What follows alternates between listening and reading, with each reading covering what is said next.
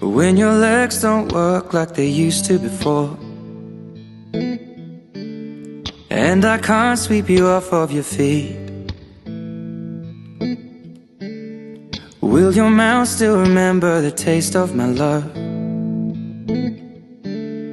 Will your eyes still smile from your cheeks?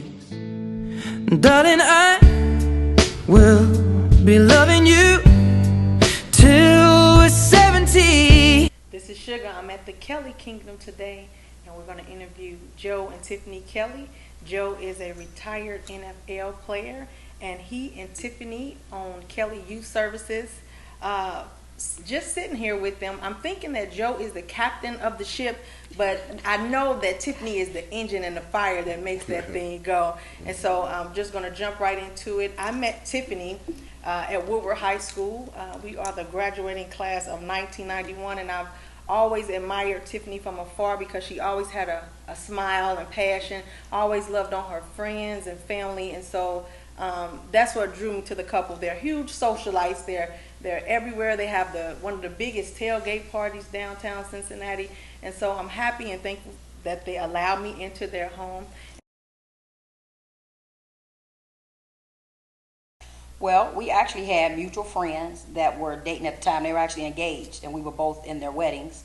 But right before the wedding, everything took place. My girlfriend had a surprise birthday party for her significant other, and I wasn't going to go to the party because I had only been separated at the time from my first husband about 6 months. But something told me to go. Go ahead. I grabbed one of my cousins, went to the dinner, and sat across from Joe. And this was at the Valley Vineyard up in Murrell, Ohio. So we sat across from each other that night and, laughed and joked. And I think he might have called me a funny MFer that night a couple times. And, we just connected from that day. That was 15 years ago when we met. So. Joe, what did you think about Tiffany when you first saw her? I thought she was funny. She's funny. She's witty. Just her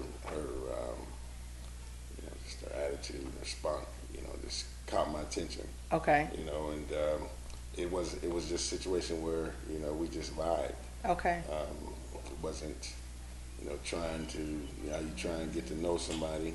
Yeah. Trying to figure them out, see if they're this way or that way. It just happened. It happened, and literally we've been together. Ever since that night. Okay, so you were single at the time, so you asked her out on a date that night. Well, no, we just we vibed and we talked literally till 3 o'clock, 4 o'clock in the morning. Yep. So what happened is I rode with a cousin there to that event. So when it was over with, she was ready to go home, and we were going to another party from dinner. And he actually gave me a ride home. So when he gave me a ride home, he stayed at my house, and we, like you said, we talked till probably 3:30, 4 o'clock in the morning, and then when he got ready to leave, he wrote all his telephone numbers down on the TV guide. Cool. I was like, oh yeah, he definitely wants me to call him. He was feeling I made all his numbers. Okay. And that was that. And so where did it go from there? When did this thing turn into love? Well, so that was Sweetest Day weekend. That just so happened to be Sweetest Day weekend when we met. And so that night he kept saying, so what are you doing tomorrow at Sweetest Day? I was like, nothing. I don't have no sweetheart. Yes. And so when he called me the next day to see what I was doing, he actually had his kids that night. So he couldn't really go out, but he invited me to come over to his house. He couldn't believe that I answered the phone and I was in the house. Wow. And so, I went to his house, and again, we just stayed, and we could just talk. When we first met, we would talk forever. We both can talk. Okay. Especially when it's a subject we're passionate about. So why didn't you think Tiffany would answer? Did you think she was out of your league, or? No. What was it? No, I felt I was in the same league. Okay. Okay. It was, someone attractive. I figured she's, from Cincinnati. Yeah. But, she had a significant other, boyfriend, or something like that. Okay. So, being that it was Sweetest Day, which is a holiday that I had never heard of. It's a Midwest thing. Okay. From LA. So, I guess it was something like Valentine's Day. So I called her, and surprisingly, she answered. So, so tell me some of the highlights in the relationship that led up to love. Who was the first one to say, I love you? Did it take long?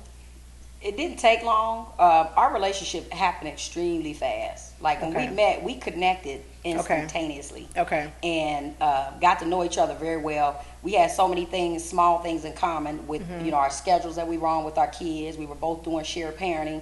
Both of our divorces were actually finalized in the month of March. Okay. He is March 2000, by March 2001. So we just had so many different things in common.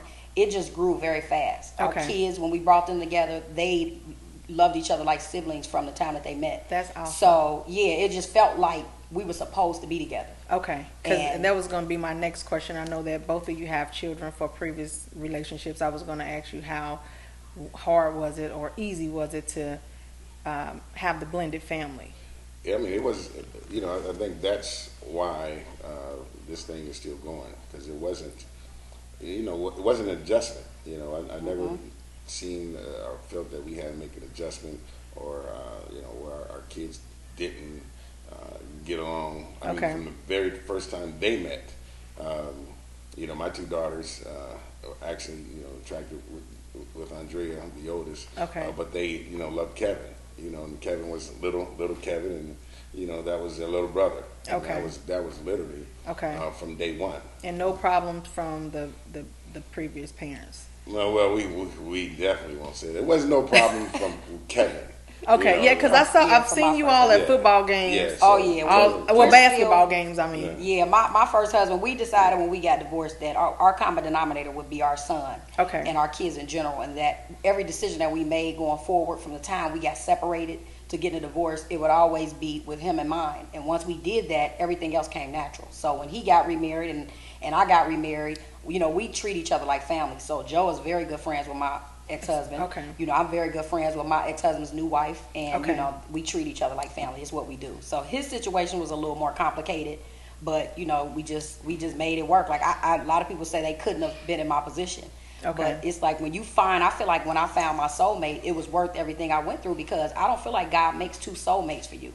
So when you do find that relationship and that person that you want to go through something with, because you're going to go through something, make sure that it's gonna be worth it, and I knew it was worth it. So that's why I stuck by him, and we made it through it. So you've gone through some rough times that you had to definitely say, we're gonna very rough, stick with very this. rough. Love, there is nothing easy about love. And that's what people don't understand. I always say,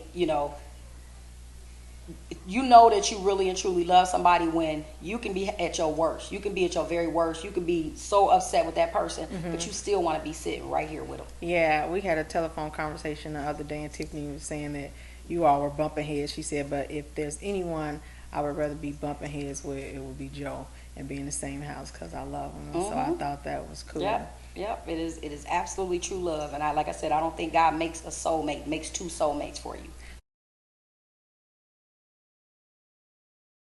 First and foremost, I think our biggest lesson has been to keep other people out of your relationship. Marriage is about he and I. It's about our relationship. So nobody else should be making decisions about what's good for us. That should come from us. And as long as you always respect each other, make that first, you're able to communicate. And communication is going to solve all your problems. But keep people out of your relationship. That's probably been our biggest problem, but we've learned so much from it. So Okay. And Joe, I asked you earlier to think about one word to sum Tiffany up. What would that one word be? Hot sauce. Hot sauce. What does hot sauce mean? It's that part. What I fell in love with. It's just the spontaneity, the fire, the passion that she has. We go out of town, go on vacations, or we could just be down in a bar somewhere. And, she'll karaoke. And I'm like her biggest fan. Man. Yes, I'm that's right awesome. there. So it's that. You have to be with somebody that you like. Yeah. You like. You can come home and I like her. Yes. You know what I mean? Yes. But, you can say, hey, love, this and that, love, but I really don't like that person. We don't have nothing in common. Yeah. I like her.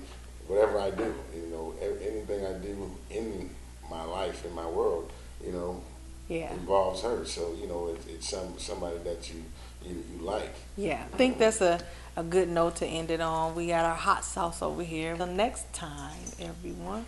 Peace, love, and sugar.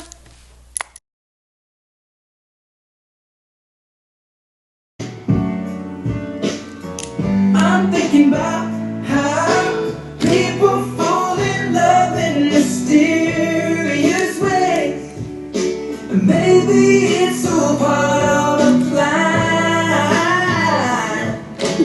I just keep on making the same mistakes, hoping that you'll understand. Baby, now take me into your loving arms. Kiss me under the light of 1,000 stars. Place your hand on my beating heart. Thinking out loud, maybe we found love right where we are now. Take me into your loving arms. Kiss me under the light of 1,000 stars. Oh, darling, place your hand on my beating heart. Bring it out loud. Maybe we found love right where we are. Or maybe we found love right where we are. And so baby, now take me into your loving arms. Kiss me under the light of 1,000